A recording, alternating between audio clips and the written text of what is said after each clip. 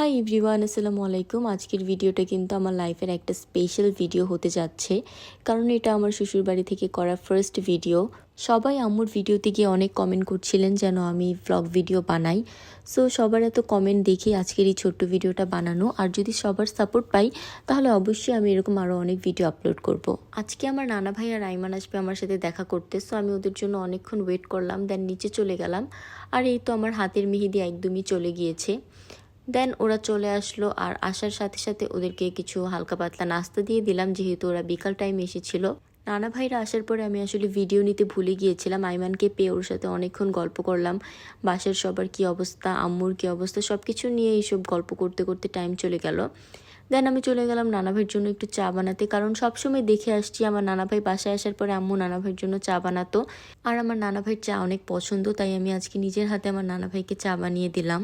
তো নানা ভাই এদিক দিয়ে চা খাচ্ছিল, আর আমি আর আইমান বসে বসে এখানে গল্প করছিলাম। আর ও আজকে অনেক লজ্জা পাচ্ছিল আমার শ্বশুরবাড়িতে এসে।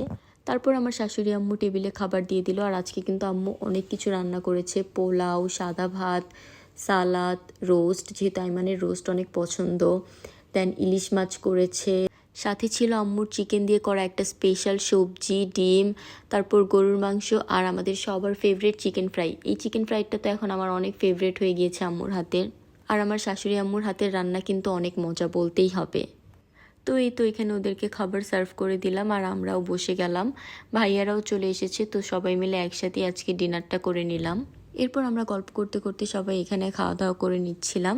আর অনেক লেটও হয়ে গিয়েছিল, আর নানা ভাইয়ের একটু তাড়া ছিল, তাই নানা ভাই চলে যেতে চাচ্ছিল। দেন আইমান আসলে একটু হিমুকে আদর করতে, তো এখানে হিমুকে একটু আদর করে দিল। আর হিমুর একটু মন খারাপ হচ্ছিল, যেহেতু অনেকদিন পরে আইমানকে দেখেছে।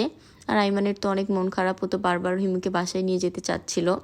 এরপর ওরা সবার থেকে বিদায় নিয়েই তো বের হয়ে যাচ্ছে, আর আইমান আমাকে অনেক মিস করবে বাসায় গিয়ে, আমি জানি। ও বারবার বলছিল আমি যেন অনেক তাড়াতাড়ি যাই, আর এবার গিয়ে যেন অনেক দিন থাকি।